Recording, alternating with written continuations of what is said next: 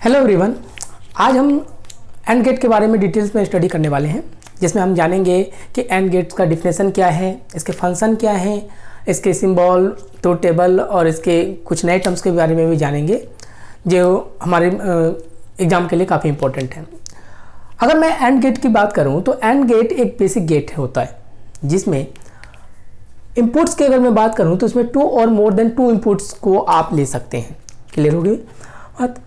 अब आउटपुट, लेकिन ये सिंगल ही आउटपुट प्रोड्यूस करता है। तो एंड गेट एक बेसिक गेट्स होता है जिसमें आप 2 और मोर देन 2 इनपुट्स को तो ले सकते हैं, लेकिन आउटपुट हमारे पास हमेशा सिंगल आउटपुट ये प्रोड्यूस करता है। क्लियर है? अब इसके अगर मैं फंक्शन की बात करूं तो एंड गेट सिर्फ और सिर्फ सिंगल फंक्शन को ऑपरेट करता है जिसे आप मल्टीप्लिकेशन कहते हैं। मल्टीप्लिकेशन यानी कि ऑन एंड गेट का इस्तेमाल सिर्फ मल्टीप्लिकेशन के फंक्शन को परफॉर्म करने के लिए यूज की जाती हैं। क्लियर है? तो ये हमारे पास डिफिनेशन हो गया कि एंड गेट हमारे पास बेसिक गेट्स होता है जिसमें 2 और मोर देन 2 इनपुट्स आप ले सकते हैं, लेकिन आउटपुट सिंगल ही प्रोड्यूस करेगा। ये किस फंक्शन पे काम करता है? तो ये मल्टीप्लिकेशन के फंक्शन पे काम करता है। अब इस डिफिनेशन के बेसिस पर अगर मैं इसके लॉजिकल सिंबल की बात करूं तो इसका लॉजिकल सिंबल इस तरह से रिप्रेजेंट किया जाता है। अगर मैं 2 इनपुट्स की बात करता हूं तो यहाँ पे अगर मैं 2 इनपुट A और B लेता हूं तो इसका आउटपुट हमें पता है कि मल्टीप्लिकेशन को परफॉर्म करता है, तो y = a डॉट b के फॉर्म में ये कन्वर्ट हो जाएगा। एज फॉर डिफिनेशन हमें पता है कि यहाँ पे इनपुट्स आप 2 और मोर देन 2 इनपुट्स ले सकते हैं। यानी अगर मैं inputs A1, A2, A3 dot dot करता हुआ अगर मैं n तक इनपुट्स ले लूँ तो इसके जो आउटपुट्स होंगे वो A1 dot A2 dot A3 dot till AN तक प्रोड्यूस करेगा। क्लियर हो गया? तो ये इसका लॉजिकल सिंबल था जो हमारे डिफिनेशन पे ही बेस्ड होता है। क्लियर है? अब आइए, अब हम इसके ट्रूथ टेबल की बात करेंगे। तो ट्रूथ टेबल हमें बताता है कि अगर हमारे पास अलग अलग लेवल में इनपुट्स हो तो इसके आउटपुट्स किस तरह से रिप्रेजेंट की जाती है। तो अब ट्रूथ टेबल को आप चाहे 2 वेरिएबल का बना लीजिए, 3 वेरिएबल का बना लीजिए, 4 वेरिएबल का बना लीजिए, जितनी मर्जी हो आप उतने वेरिएबल का ट्रूथ टेबल बना सकते हैं। लेकिन इसके कुछ फंक्शन होते हैं। यानी अगर ट्रूथ टेबल के केस में अगर आप इनपुट के टर्म्स में n वेरिएबल का यूज करते हैं तो टोटल कॉम्बिनेशन जो इसमें बनाया जाता है, टोटल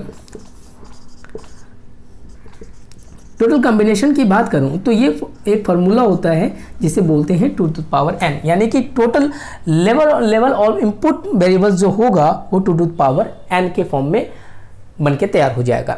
फॉर एग्जाम्पल अगर मैं बात करूं कि यहाँ पे अगर मैं 2 इनपुट लेता हूँ, क्लियर, कोई भी 2 वेरिएबल ले सकते हैं जैसे कि A एंड B, जो मर्जी हो आपकी, x y जो भी हो आप ले सकते हैं।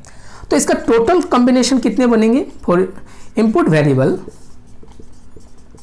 तो फॉर्मूले के अकॉर्डिंग ये क्या कहता है? 2 टू पावर n, यानी अगर मैं 2 लेता हूं तो n की वैल्यू यहाँ पे हमारे पास 2 है तो ये हो जाएगा 4 कॉम्बिनेशन। क्लियर हो गया? यानी कि ये कॉम्बिनेशन कैसे कैसे बनेंगे? 0 0 0 1 1 0 और 1 1। क्लियर हो गया? तो ये हमारे पास एक बेसिक फार्मूला आप कह लीजिए कि ट्रूथ टेबल का ही हमारे पास एक फार्मूला होता है कि अगर आप n इनपुट डालते हैं तो टोटल नंबर्स ऑफ जो कॉम्बिनेशन बनेगा इनपुट वेरिएबल के लिए वो 2 टू पावर n बनेगा। एज 4 मैंने 2 का लिया और तो हमारे टोटल कॉम्बिनेशन 4 बने। आप चाहो इसी तरह 3 भी ले सकते हो, 4 5 जो भी मर्जी ले सके, लेकिन यहाँ पे मैंने 2 इनपुट वेरिएबल के लिए ट्रूथ टेबल बनाया है। क्लियर है? जहाँ पे 1 आपके पास हाई को रिप्रेजेंट करता है और 0 आपके पास लो को रिप्रेजेंट करता है। क्लियर है? तो अगर मैंने इनपुट के टर्म्स में 0 और 0 के कॉम्बिनेशन को पुट किया तो आपको पता है कि एंड गेट एक मल्टीप्लिकेशन को परफॉर्म करता है। तो सिंपल जो मैथमेटिकल मल्टीप्लिकेशन है उसी रूल का हम इसमें यूज करेंगे। तो 0 × 0 की अगर मैं बात करूं तो ये 0 रिप्रेजेंट करता है। एज इट इज 0 और 1 की बात करें तो 0 1 और 0 0, लेकिन 1 और 1 इस केस में हमारे पास 1 हो जाता है। क्लियर है? अब हमने ट्रूथ टेबल को अच्छे तरीके से समझ लिया। अब इस ट्रूथ टेबल पे से हमारे पास बहुत सारी बातें निकल के सामने आती हैं और इन्हीं बातों को यहाँ पे अलग अलग टर्म्स में मैंने आपको समझाने की कोशिश की है। पहला टर्म्स है हमारे पास कि अगर आपने ट्रूथ टेबल को समझ लिया तो इससे हमने एक डिफिनेशन यहाँ से आप फॉर्म कर सकते हैं, जिसे आप कंक्लूजन डेफिनेशन बोल सकते हैं, जो कि ट्रूथ टेबल के पे ही बेस्ड होता है। वो क्या कहता है कि अगर मैं ट्रूथ टेबल को देखूं तो ये सिर्फ 1 टाइम्स आउटपुट हाई देता है। कब? When both the inputs are high. तो इसी को बोला जाता है कंक्लूजन डेफिनेशन कि in the and gate the output of and gate is high, कि एंड गेट में आउटपुट हमेशा हाई होगा। ओनली व्हेन, कब? When all the inputs are high, जब सारे इनपुट्स हाई होंगे। तो हमारे बहुत से एग्जाम में इसी डेफिनेशन से क्वेश्चन पूछा जाता है कि when the outputs is high only when all the inputs are high. तब बताइए कि ये डेफिनेशन कौन से गेट से रिप्रेजेंट की जाती है। तो ये डेफिनेशन काफ़ी इंपॉर्टेंट है, इसे आप माइंड में रखिएगा। सेकेंड टर्म्स, इसी डेफिनेशन को आप दूसरे लैंग्वेज से भी बोल सकते हो, यानी to obtain the output as a 1, यानी कि अगर आउटपुट आपको 1 लेना है यानी कि प्राप्त करना है, तो इसके लिए आपके पास सारे इनपुट मस्ट बी 1, यानी सारे इनपुट्स को 1 होना कंपलसरी होता है एंड गेट के केस में। तो ये हमारे पास एक कंक्लूजन डेफिनेशन बनके तैयार हो गया, जिसके बेसिस पे क्वेश्चंस बनाए जा सकते हैं, थ्योरेटिकल क्वेश्चन। क्लियर है? अब हमारे पास नेक्स्ट मोस्ट इंपॉर्टेंट टर्म्स है, जिसे आप जानेंगे कोइंसिडेंट डिटेक्टर। अब ये देखिएगा, काफ़ी अच्छा टर्म्स है और इस बेसिस पे तो बहुत सारे क्वेश्चंस पूछे गए हैं हमारे वनडे एग्जाम में कि कोइंसिडेंट डिटेक्टर होता क्या है और कौन कौन से गेट कोइंसिडेंट डिटेक्टर को फॉलो करता है। तो अब यहाँ समझिएगा कि एंड गेट को कोइंसिडेंट डिटेक्टर भी कहते हैं। लेकिन अब ये कोइंसिडेंट डिटेक्टर क्या होता है, तो कोइंसिडेंस मतलब क्या होता है पहले इसे समझते हैं, फिर कोइंसिडेंट डिटेक्टर के बारे में समझेंगे।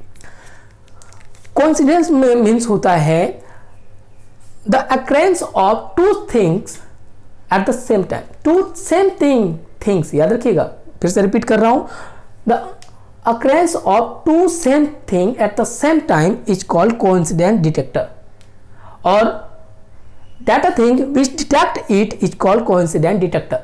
तो डिफिनेशन से बहुत काफ़ी बातें क्लियर नहीं हुई, इसे हम ट्रूथ टेबल के डायग्राम से देखते हैं। कोइंसिडेंस कहा जाता है जब आप दो टर्म्स यानी कि दो सेम लेवल का टर्म्स एक जैसे हो, यानी कि दो सेम इनपुट्स अगर हमारे पास हो तो इसी दो सेम लेवल के इनपुट्स को कोइंसिडेंट डिटेक्टर कहते हैं।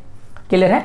अब जो टर्म्स इन दोनों को डिटेक्ट करता है कि कहां पे सेम लेवल के इनपुट्स हैं, आप यहां पर भी देख रहे हो सेम लेवल के इनपुट्स और यहां पर भी सेम लेवल के इनपुट्स, तो जो टर्म्स इन दोनों को डिटेक्ट करता है उसी को कोइंसिडेंट डिटेक्टर कहते हैं।